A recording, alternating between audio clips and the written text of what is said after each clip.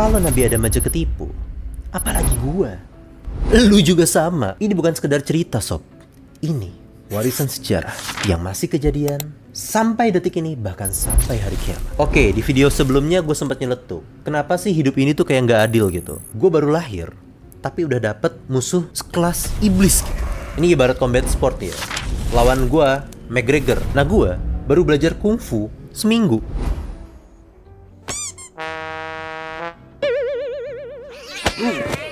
Tapi setelah gue cari tahu lebih dalam, gue coba-coba telaah, ternyata Allah itu adil banget. Masalahnya kadang mungkin gue aja yang belum tahu cara Allah ngatur fair play di permainan ini sob. Tapi mungkin sebelum gue ngebahas letak keadilan Allah tuh di mana, versi gue coba pengen ngebahas tentang musuh kita bareng-bareng ini. Ya, iblis.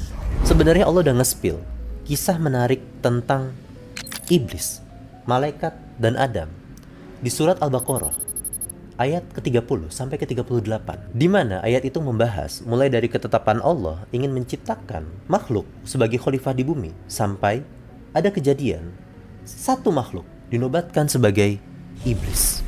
Kisah itu bermula waktu Allah ngumumin mau ciptain manusia sebagai khalifah. A'udzubillahi minasyaitonirrajim. Bismillahirrahmanirrahim. Wa idz qala rabbuka lil malaikati inni ja'ilun fil ardi khalifah. Qalu ataj'alu fiha man yufsidu fiha wa yasfiku dima'a wa nahnu nusabbihu bihamdika wa nuqaddisu lak. Qala inni a'lamu ma la ta'lamun. Wa idz qala rabbuka, dan ingatlah ketika Tuhanmu berfirman, lil malaikati, garis bawah ya, kepada jajaran para malaikat, inni ja'ilun fil ardi khalifah, sesungguhnya aku ingin menciptakan khalifah di bumi. Qalu, mereka berkata, para malaikat ini berkata, ataj'alu fiha may yufsidu fiha wa yasfikud dima'a. Kayak seakan-akan mempertanyakan, apakah engkau yakin ya Allah ingin menciptakan makhluk yang hendak merusak dan membuat pertumpahan darah di sana? Wa nahnu nusabbihu bihamdika wa nuqaddisu lak, sedangkan kami di sini memuji dan mensucikan namamu. Qala, Allah berfirman, inni a'lamu ma la ta'lamun, sesungguhnya aku lebih mengetahui apa yang tidak kalian ketahui. Pas dengar ayat itu, wait, bukannya malaikat itu makhluk paling nurut, gak mungkin ngeyel, apalagi ragu sama apa yang pengen Allah tetapin. Nah, disinilah clue pertama gue. Nah, di ayat runtutan ke bawahnya itu menceritakan tentang Allah menciptakan Nabi Adam, sampai Allah sendiri yang mengajarkan ilmu kepada Nabi Adam terkait nama-nama, benda-benda langit, segala macam, dan semuanya, fungsi cara kerjanya. Nah, setelah Nabi Adam mempunyai banyak ilmu, barulah di situ Allah panggil para malaikat dan jajarannya untuk berkumpul.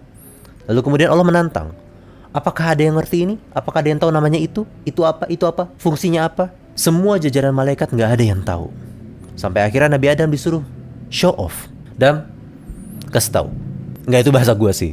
Tapi kira-kira begitu. Nabi Adam diperintahkan sama Allah untuk memberitahu para malaikat apa nama-nama itu dan fungsi-fungsi segala macamnya.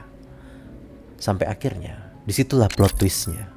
Setelah Nabi Adam memberitahukan apa yang sudah dipelajarinya langsung dari Allah, disitulah Allah bilang kepada para malaikat dan jajarannya, wa idz qulna lil malaikati isjudu li adama fasajadu illa iblis aba wastakbara wa kana minal kafirin. Wa idz qulna, dan ketika kami berfirman, lil malaikati, garis bawahi lagi, kepada para malaikat, isjudu, sujudlah kalian, li Adam, kepada Adam, sebagai sujud penghormatan setelah melihat apa yang tadi Nabi Adam sudah tunjukkan kebolehannya.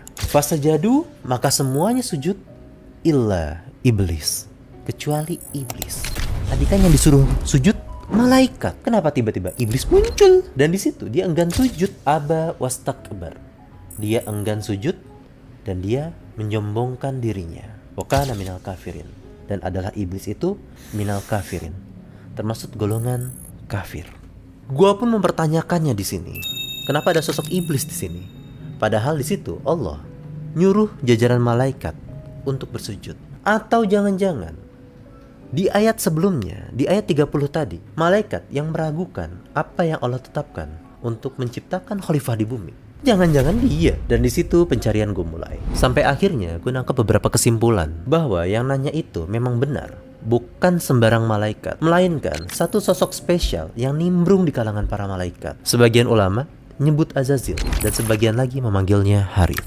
Tapi di sini gue pakai nama Azazil. Ya, Azazil ini bukan malaikat, tapi dia dari golongan jin.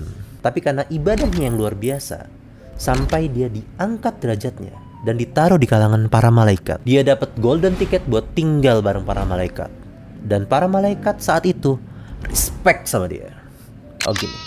Tapi semua berubah ketika Allah ingin menciptakan sosok manusia sebagai khalifah di bumi. Barulah di sini iblis menunjukkan sisi lainnya. Kenapa sampai dia nolak saat disuruh sujud kepada Adam sebagai sujud penghormatan? Simple. Hal itu dipertegas di dalam surat Al-A'raf ayat 10-27. Di situ dia merasa keren karena dia diciptakan dari api yang bergejolak, sedangkan Adam diciptakan dari tanah. Ini adalah ego plus rasis pertama di alam semesta. Dari situ dendam iblis pun lahir. Dan siapa targetnya? Tentu saja aku, dia, kamu, mereka, kita semua. Anak cucu Adam. Oke, sekarang balik lagi ke tema dimana tadi gue bilang bahwa Allah itu udah adil banget. Dan ini gue catat 4 bukti keadilan Allah yang sebenarnya mungkin masih lebih banyak lagi. Tapi ini kembali lagi versi gue. Pertama, gak ada dosa sebelum kita balik. Oke, balik itu masa dimana kita menuju dewasa. Kalau untuk laki-laki, dia sudah bisa menghasilkan sperma atau air mani. Dan untuk perempuan, terhitung dari haid pertama. Kedua, kalaupun kita sudah balik, namun saat kita melakukan kesalahan, sedangkan kita belum mengetahui ilmunya, maka belum tercatat sebagai sebuah dosa. 3. Setan itu cuma bisa bisikin, sedangkan kehendak ada di tangan kita. Artinya, lu tetap bisa milih, lu mau ikutin apa yang setan mau, atau lu lakuin versi terbaik dari diri lu. Dan keempat, ini yang paling epic menurut gua. Sebesar apapun dosa kita, sebanyak apapun kesalahan kita, pintu taubat selalu dibuka. Oke, jadi itu tadi gua hanya berbagi apa yang gua pikirkan. Akhirnya gua bilang bahwa bukan Allah yang tidak adil, tapi hanya gua yang belum ngerti cara aturan mainnya, ketetapan fair play yang udah Allah tetapkan. Dan satu lagi, iblis itu musuh yang endingnya udah ketebak. Dia kalah. Tinggal kita pilih mau jadi pemenang atau ngikut dia ke jalan yang salah. Dan setelah membaca ayat-ayat tadi, pertanyaan lain pun muncul. Kalau Nabi Adam diciptakan sebagai khalifah di bumi, kenapa ditaruh di surga? Kenapa nggak langsung ditaruh di dunia? Enaknya kita bahas ini di episode berikutnya. Bersama gue Putra, anak bos undur diri. Ciao. Orang kira alim padahal masih nyeleneh. Iman masih tipis mesti gimana neh. Santri modern laptop di tas, buka kitab tafsir sambil ngoding di kelas. Gak semuanya ngaji, ada yang jago bisnis. Tulis proposal, cuan makin manis. Dibilang anak pesantren, sorry miss. Anak bos di sini cara mikirnya kritis. Bukan anak pesantren, cuma anak bos. Anak boarding school tapi gaya host. Kitab di meja, sneakers di kaki. Tetap ngaji walau kadang belum ngerti.